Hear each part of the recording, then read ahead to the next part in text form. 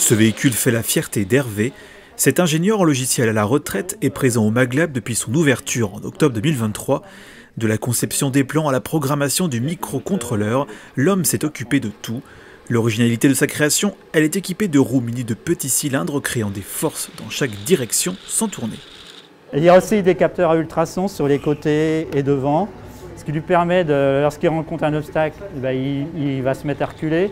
Mais si par exemple il y a un obstacle là aussi, il va comprendre qu'il faut trouver une autre trajectoire et repartir dans l'autre sens.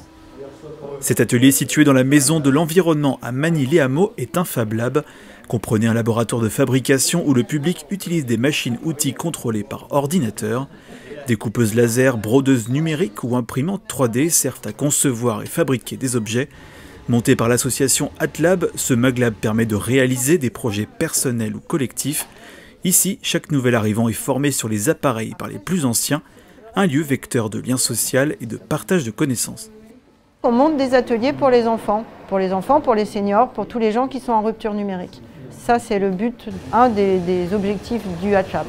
Demain, je fais un atelier pour les enfants où on fait des petites boîtes à bonbons, des coupeuses laser et en gravure. Et du coup, on met les enfants chacun sur un PC. Je fais des habits, je crée et je voulais faire mon logo pour mettre sur mes habits que je crée.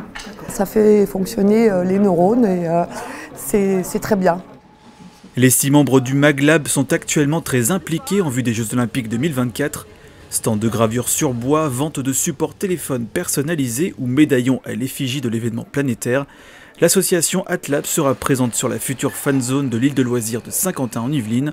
Une occasion unique de faire connaître la création numérique auprès du grand public.